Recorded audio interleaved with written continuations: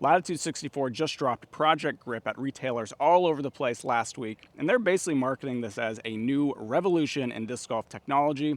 In specific, they're describing this as a merging of two plastic blends where you get an exterior plastic that is soft and grippy and an interior plastic that is more stiff, rigid, and torque resistant. In theory, this should make for a pretty grippy disc that doesn't lose its structural integrity on a hot summer's day like today. I am probably one of the most sweaty men alive. I'm wearing a cotton t-shirt today, so we should be able to verify that pretty quick. So I'm using pretty much all the grip products out there, whether it be whale sacks or climbing chalk or whatever. So I'm all on board when it comes to companies developing new plastics trying to get that perfect grip. The mold that we're taking a look at today is the Grace, which has the numbers 11.6, -1 turn, 2 fade. I've actually never thrown a Grace somehow. I feel like this is one of the most popular drivers out there right now. I see this all over the course. I'm really excited to check it out, so let's just jump into it. We're starting off with the 320-foot par 3 bends off to the left. We got to dodge this tree in the center of the fairway. So let's go Grace on hyzer. Oh, that's nice. That's nice. Get on in there. And that set us up well. About 20-ish feet away from the basket here. 300-foot par 3. We have an uphill gradient all the way leading up to the basket, which is just straight on from the tee pad here. We do have a low ceiling right near the basket, so we have to keep our Grace pretty low. Yeah, see, it's got some overstability there. That's going to be great. Skip up a little bit for us. That should set us up inside circle 1. You can tell right away that there is something just a little bit weird with the grip. The best way I can probably describe it is just like when I try to drag my thumb across the flight plate, I can feel there's almost like this resistance that I wouldn't normally get from this type of plastic. And a lot of these like Champion-esque plastics can be a little bit slick, and it's not the case here. This is definitely the opposite of slick. It's a great grip. And as far as rigidity goes, I'd say it's somewhere in the middle. Like there's definitely some flex if you force it. It's not like a super stiff disc by any means, but it is this weird in between where like it is a little bit gummy, but I mean, it's a hot freaking day out. It's like 90 degrees out right now, and it's not, you know, it's not flopping around at all. Like it's definitely got some structural integrity. 411-foot par 3, basket is off to the left. This is a tricky hole because we got a bunch of trees in the middle of the fairway here, so I like to take it safe. We're gonna go to the right and just kind of lay up, grab our easy par, and maybe like a 5 to 8-ish mile-an-hour headwind. Okay, it's got some stability to it. Some overstability, that is. Come back in. Had to throw it pretty high to get around these trees, but I thought with the headwind we might see a little more turn. I was worried about turning it over too much into the woods here. 330-foot downhill par 3. There is a gap you got to hit about 200 feet down, so you got to make sure this is going pretty straight. Now we are well past the point where I'd be using a chalk bag. My hands are very wet. I'm super slick, and we're going to intensify that because we're going to take my hand-me-down Stanley that my wife no longer uses, and we're just going to pour some water on there, and we're going to have a go on the water grip. See how accurate those commercials are. Oh no. Yeah, I mean, that felt like 3 complete shanks off of the water grip, which honestly, I feel like I'm a worse player than the average when it comes to grip performance. When anything's affecting my grip, I really hate it. But that was not the result I was hoping for. Yeah, that literally felt like it was slipping out of my hands immediately on every single throw. So we're gonna clean this guy up, dry this off, dry off my hand, and do a real throw. Yeah, there we go. See, once it's dry, that thing's flying real nice. Hit the tree, but got down there very well. And that leaves us pinned right up against this tree. So we got circle 2, look here, probably like 40, 45-ish feet. I will say I feel like I'm pretty much the target demographic for this disc because I'm a sweaty boy, sweat check. It's not looking good. And I'm someone who loves the gummy texture of a soft disc, but at the same time, I way prefer stiff discs for throwing, especially my drivers, where I feel like I'm throwing hard.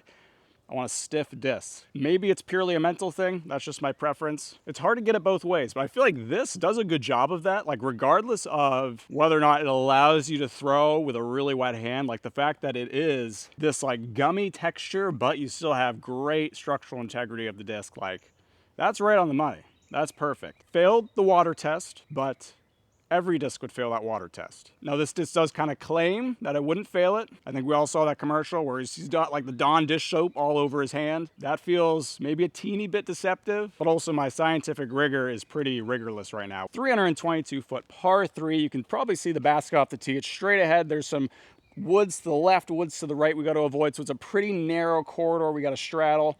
Ideally, I'd go something a little bit understable. I'd want like a little flip up and then just come to rest near the basket. This grace is definitely more overstable than I expected it to be, so I'm gonna have to do something a little sneaky to get in there, probably a little baby flex line. Yeah, flex out. That's gonna be great. Yeah, stop, hit that tree. Nice, okay. Bad roll, but that'll set us up. Stability-wise, definitely closer to a Wraith than it is to your average MVP wave. My Proton and my Neutron waves, I can hyzer flip those all day, super easy. This guy, I definitely cannot hyzer flip this grace.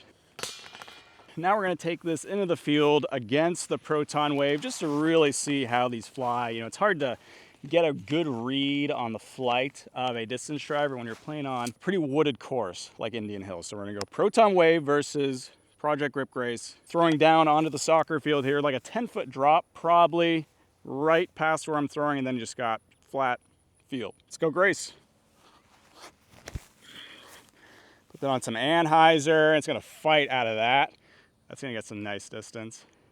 But you see the wave, if I put the wave on any anhyzer, it is a roller. For instance, let's go wave. We're gonna do this hyzer flip. So that one, release on a little bit of anhyzer. This one, release on a little bit of hyzer. See how they compare.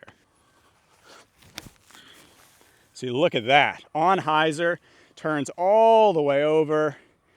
That's a beautiful flight. That's why I love the wave. And we hit the tree down there. That's tree, I think is, well, let me actually see what the tree is. So tree, I'm range finding at a little over 380, like 382 feet. That's why, honestly, I feel like that grace flies so much like just like my Star Wraith. Those are very, very similar discs flight-wise. So update, I just ran over there, grabbed them both. They both went past the tree by a little bit. So they landed like literally 3 to 4 feet away from each other. Both went about 390 feet. So first of all, my thoughts on just Project Grip is that it's good. Like, it's definitely good grip. Like, there's no doubt about it. And it's a unique feel because you have that gumminess, but you also have that firmness. So it's a really cool mix. Do I think it's this like magic grip that like you can go play in the rain with all your Project Grip discs and you're gonna have no grip troubles? No, that is definitely not true. It's a good plastic, but it's not one that I feel like is this big game changer.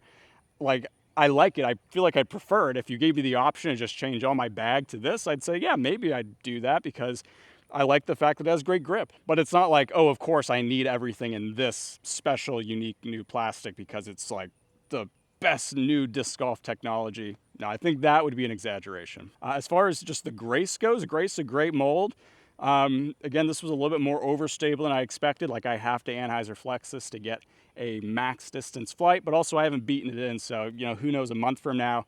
It's hard to say, especially with a new plastic that's never come out before. I just don't know how it's going to beat in and affect the flight. Durability goes, which I didn't mention, I mean, it held up well. I didn't throw it a ton today, but you know, there's nothing that makes me think that it wouldn't be durable. So would I recommend it? I mean, yeah, it's a good disc, it's a good plastic. I like that they released a few different molds so you can kind of choose which one best fits your game and check out how the new plastic feels. This makes me want to grab a just stock run of Grace as well and compare it. I might do that in the future, maybe grab a few Graces. I know it's a popular mold, a lot of people like it. So if you throw the Grace and you'd like to see that, let me know down below. But if there's a different 11-speed driver that you use, then let me know that as well. And in light of the Project Grip plastic, let me know what your favorite plastic blend is. I know people are very passionate about their plastics. I'm someone where I feel like I can kind of get by with any plastic, so I'm not super picky, but this is definitely a good choice. So anyways, if you enjoyed this video, I'd appreciate if you consider liking and subscribing. That'd be awesome. You can also follow me online at UDisc Community at Flying Fajita or Instagram at Flying Fajita Disc Golf. As always, guys, I love you. Take care. I'll see you next time.